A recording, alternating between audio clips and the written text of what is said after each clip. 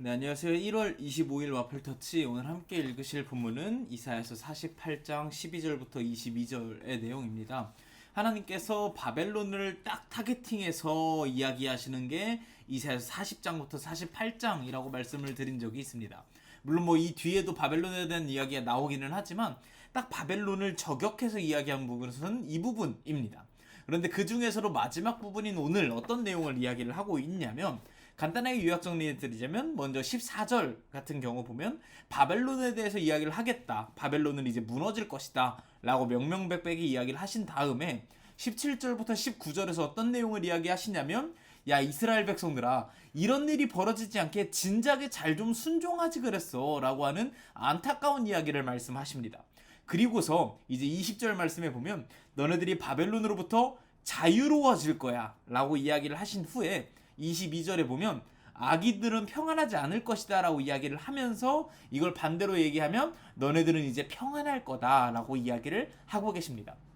오늘 본문을 한 줄로 요약하면 바벨론을 칠 거고 너네는 순종하지 그랬어, 이제는 바벨론으로부터 자유로워질 거야, 이제 너네는 평안할 거야 라는 이야기를 하고 계시다라는 것입니다. 그런데 잘 보면 어울리지 않는 포인트가 있습니다. 하나님께서 바벨론을 치시는 것도 좋고 우리에게 자유를 주시는 것도 좋고 평안함을 허락하시는 것도 좋은데 이것의 전제는 순종입니다. 순종했으면 진작에 가졌을 텐데 라고 하나님께서 이야기를 하시는 겁니다. 순종이 조건이 된 자유라는 것은 사실 우리에게 와닿지는 않습니다. 바벨론 편에 있을 때 바벨론에게 억압받던 것이나 하나님 편에 있을 때 하나님께 순종하면서 평안을 겨우겨우 유지하는 것이나 진배 없지 않나? 이런 생각이 들기도 합니다.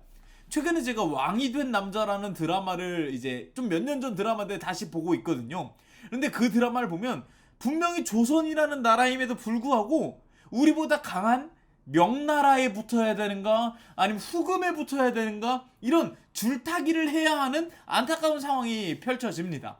그냥 나는 나로서 자립하면 좋은데 어딘가에 붙어 있어야만 하는 이런 안타까운 상황인 것이죠.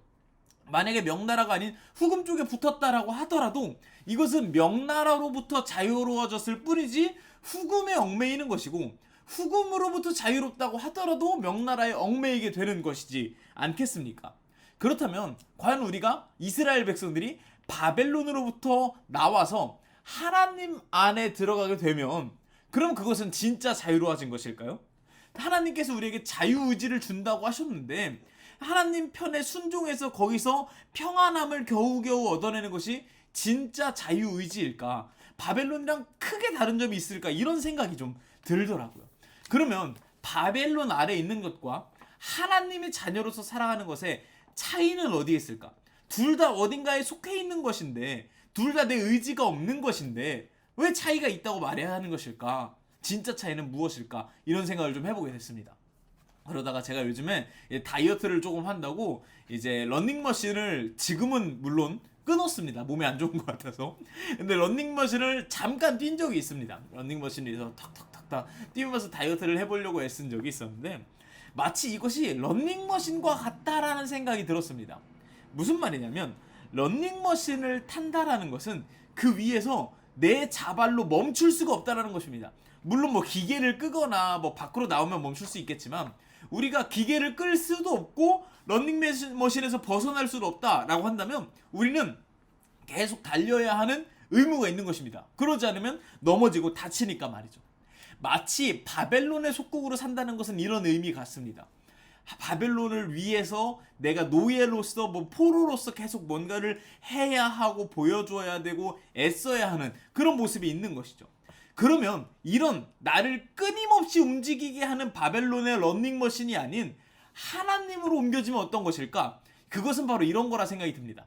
끊임없는 런닝머신 위에 있는 우리를 번쩍 들어서 런닝머신 바깥으로 옮겨주시는 것이 하나님 안에 들어가는 것이구나 라는 생각을 했습니다. 우리가 생각했습니다. 바벨론에 있을 때나 하나님 아래 있을 때나 누구 아래 있는 것은 똑같지 않습니까? 그런 자유의지라는 게 없는 것 아닙니까? 라고 말할 수가 있는데 바벨론에 있을 때는 정말로 자유의지 없이 계속 달렸어야 했고 런닝머신 밖으로 끄집어낸 하나님 아래 있을 때는 이제 내 발로 하나님을 찾아가든지 아니면 하나님으로부터 멀어져서 다시 런닝머신 위로 올라가든지를 결정할 수가 있는 진짜 자유의지가 거기서 나타나는 것 같습니다.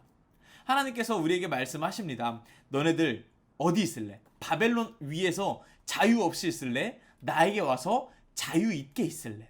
이게 사실 하나님 입장에서는 굉장히 어려운 선택일 수 있거든요. 얘네들이 날 위해서 살았으면 좋겠는데 굳이 주지 않아도 될 자유를 주면서 선택권을 허락하는 것입니다. 이것은 마치 요즘 우리의 삶에도 적용할 수가 있을 것 같습니다.